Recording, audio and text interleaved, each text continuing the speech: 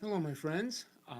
On behalf of 12 Step Spirituality, my name is Michael C., and I wanted to be the first to welcome you to our second interview on this Facebook page. So, our guest today, special guest, and just a good friend, Marielle from St. Paul, and her sharing will be about a codependence recovery from head to heart.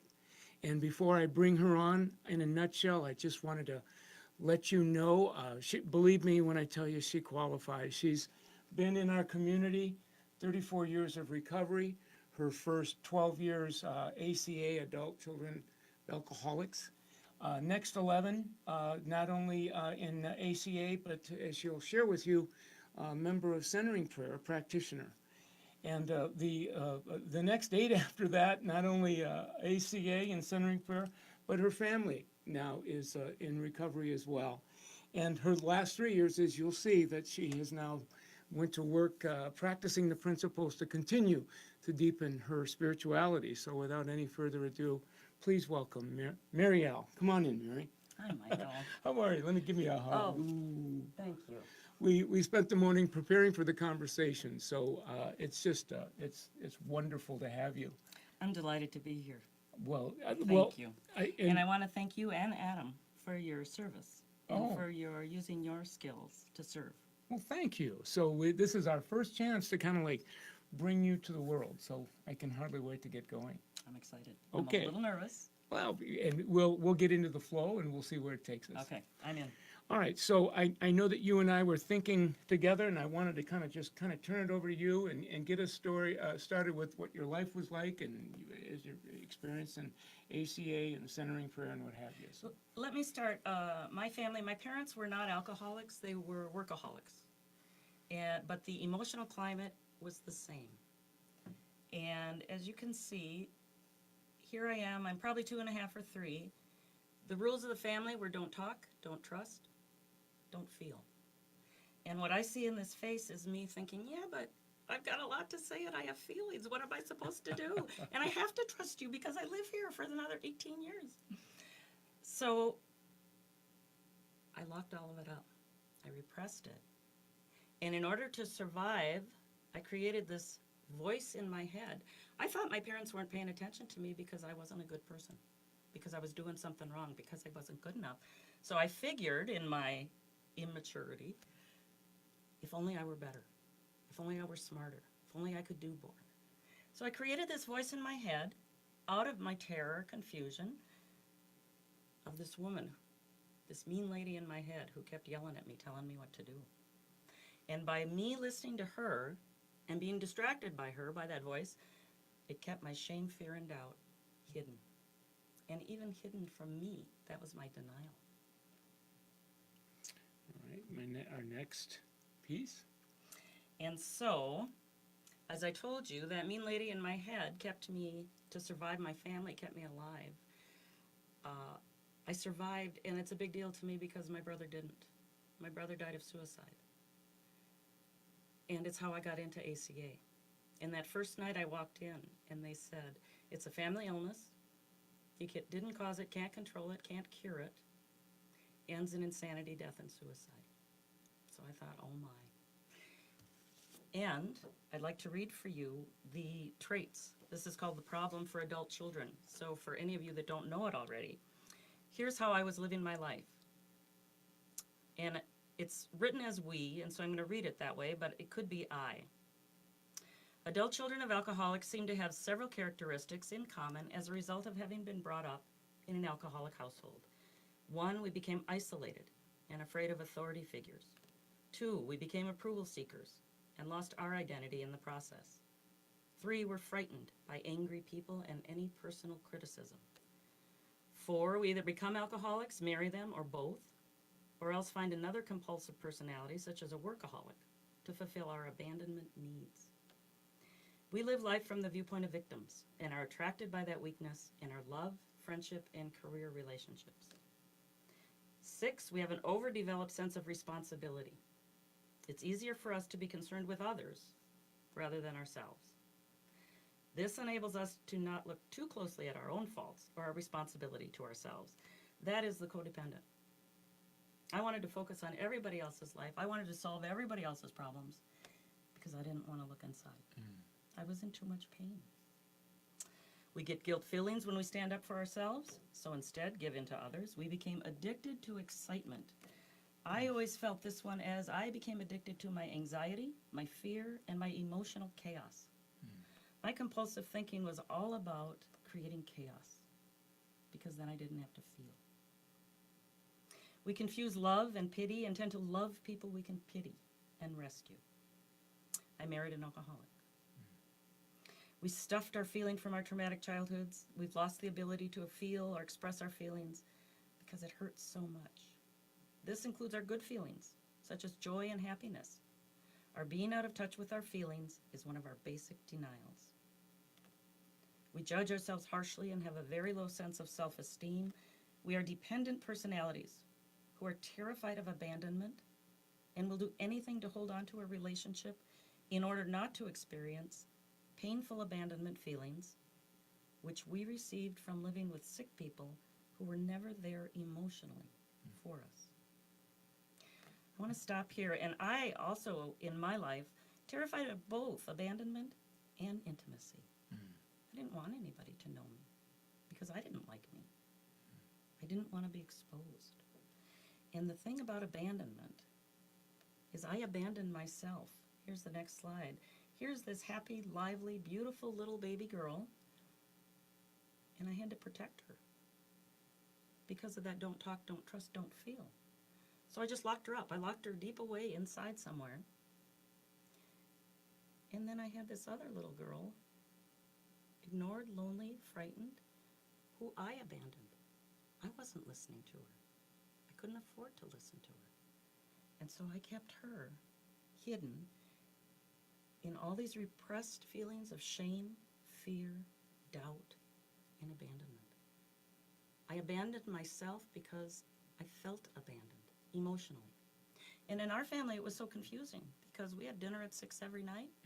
Nobody was drinking. Everything looked perfect. We had a bunch of overachievers. It didn't make any sense. But no one was talking about their feelings. Nobody was really talking. Yeah. It was lonely. Oh yeah. I'm listening, and I can identify. I can relate, my friend. Alcoholism is a family disease, and we became para-alcoholics and took on the characteristics of that disease, even though we did not pick up the drink. Para-alcoholics are reactors rather than actors. Thank you for letting me read that. I wanted to read it especially for people who've never heard it before. Because for most people, when they hear that, if you're an adult child, you'll go, oh my God. The first time I heard it, I was both relieved, ashamed, and terrified. It's as if someone knew me. Yeah, I was going to ask you that the first time, coming in and somebody reading that's kind of part of the preamble. You're saying you didn't have to look far to identify with what they were pointing to. Oh no, that was me. They were describing me. And now that's your on-ramp, right, into, you have me. And a real interest, I want to, what is this about, and can I recover from something? Michael, I felt I had to be there, or I might die. Yeah. And so for me, it was, I had to do it. Right. We call it the proverbial holy jumping off place. Right? It makes it simple. It's not easy. Well, but I think of it as simple. a bear chasing me off the cliff. Yeah. I had to jump. Yeah. Because otherwise the disease was going to eat me alive. And that was in 1984. 84. So that's been a lot of journey, a lot of walking, and Yes. a lot of healing in that time. I've gotten a lot of help. Yeah. So can we? Do you have something else you want to say about that, or can we move on? Let's go on. Okay.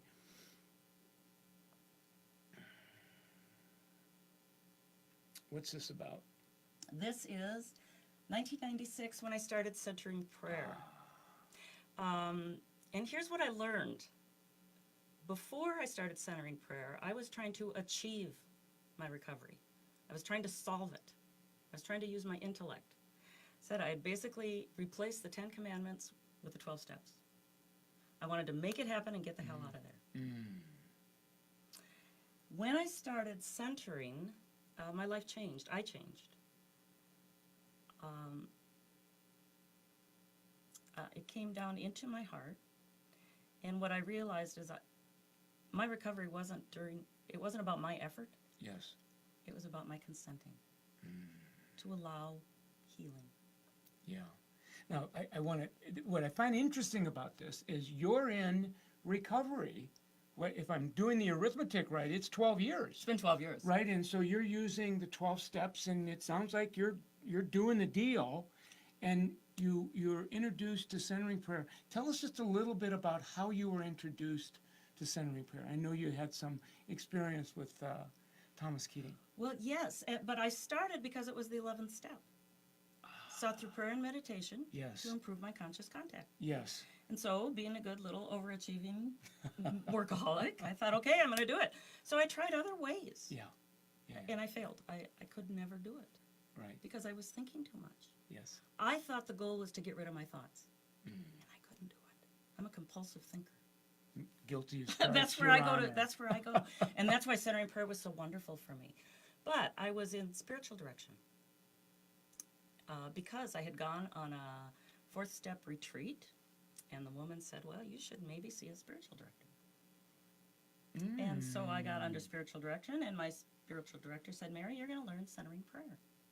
And I had no idea what she was talking about, but I Right. said, "Okay." And so that's how I started. And it took me a long time. Right. It took me years. But I didn't feel like I was failing. Keating says the only way you fail is by getting up and not doing it. Yes. The other thing you mentioned, I saw Father Keating. I started I got on antidepressants in 1996. And I swear that helped me because I could not meditate in a depressed mind. Yes. It was too painful. So I started that. Then I saw Father Keating. Here's what I saw. He was brilliant and playful and humble. And I thought, if that's where this leads, I'll go there. That's what I want. Nice. And so it was so beautiful. So I just kept doing it, even though I thought it was hard and I didn't understand it. But then I read his works too, Open Mind, Open Heart. Yeah. And it made perfect sense to me. It made sense. And basically, let me talk a little bit Yeah. about what happens. Nice. In centering prayer, you consent to God's presence and action within. And in order to do that, you need to disidentify with your thoughts. So when you have a thought, immediately I want to become emotionally attached to it. But after practice, I notice, oh, that's a thought. I'm going to let that go and consent to God's presence and action within. So I say it's like practicing, it's like building in my letting go muscle. Yes. I learn to let go Yes. and turn to open my heart to what's present, to love, to an intimate relationship with a higher power. My higher power was no longer out there, who I had to please. My higher power was this divine inside. Yes. Nowhere to go, nothing to do. I just had to open. Yes. As I opened, the great thing about centering prayer, he talks about unloading your emotional unconscious. So I couldn't even do that alone because it was unconscious. So, but all those repressed feelings I had in that earlier picture, as I sat, they started to be released. I cried. I've cried a lot. I've cried and cried. A lot of ACA is grieving the childhood I didn't have. But once you grieve it, it allows that little part of us to grow. And then you start relating and having a relationship with that part that I was ignoring. I got to know this little girl inside me. She finally had a parent that loved her, me. I listened. Yes. So I grew in trust, self-acceptance, self-regard, and I came back to grasp my personal power. She was the one that had it. Yes. Parallel to that, centering prayer also talks about dismantling the false self, this dismantling that critic. I don't know how that happens. But as I said, I learned to detach. I learned, hey, she's just a thought. I made her up. And since I made her up, I could let her go. She had been running my life. But I made her up as a little girl just to survive. So, very powerful. I just love your language because as I'm looking and I'm finding what you're pointing to in my experience with centering prayer and 12, and the idea that, you know, as you practice, as we practice this, you used the word disidentify. I'm less identified with something that's been controlling my life and to disengage, to dismantle, to detach. I mean, all the words in recovery, all of a sudden you're breathing life into that, and this is what's uncovered. And I'm looking at you now, you know, the eyes are the windows of the soul, right? So there's joy and there's well-being, and like you said, I don't really understand intellectually. It doesn't matter. I'm getting goosebumps now. You know, as we engage in the practice, somebody says, "Why do I want to do this?" Well, don't look now, but you've got a beautiful metaphor that you're pointing to. Thank you. So this last slide, tell us about this, because this is where, you know, this brings you to where we're at now. So my goal now is to pray only for knowledge of God's will for me, moment by moment. How do I discern God's will? How do I know what my will is? Well, I made the chart because this is how I've sorted it out. My will comes from my false self, comes from that critic in my head. The whole thing about my will, I call it the Mary Show. All my ego cares about is that I look good. Serves me, serves my ego. And the only reason I want to look good is because I want to be secure. I never felt safe as a kid. So I figured if I could perform enough, if I could act enough, if I could achieve enough, I'd be safe. Well, that's all acting out of woundedness. It's reacting out of those wounded feelings. And you realize, you hear, it has nothing to do with anybody else in this. It's complete self-absorption.